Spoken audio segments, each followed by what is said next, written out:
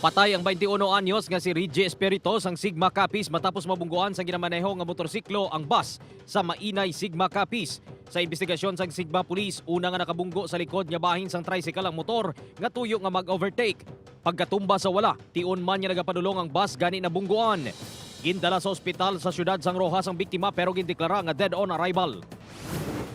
Patay ang Chinese national kag naospital ang 3 ka upod sang magkulob ang sakayan nga ila ginasakyan sa isla sang Boracay. Nagapangidaron ang napatay nga babayi sang 45 anyos samtang padayon niya gidabulong sa Seriaco Memorial Hospital ang 3.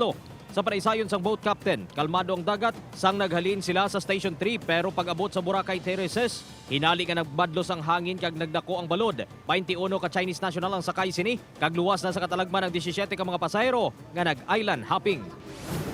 Lalaki nga ginaaligar ng haras sa miyembro sang Task Force Anti-Illegal Vendors ginaresto. Gindala sa Kalibo Police Station si Eduardo Lazaro. Ini matapos nga ginreklamo sang traffic auxiliary nga si Ramon Gagasin. Sa panaysayon sang Task Force, ginpagitaan sang business permit si Lazaro nga nagabaligya sa Ati-Atihan Festival. Kag hinali lang nga ginhaboy sini ang business permit sa Task Force.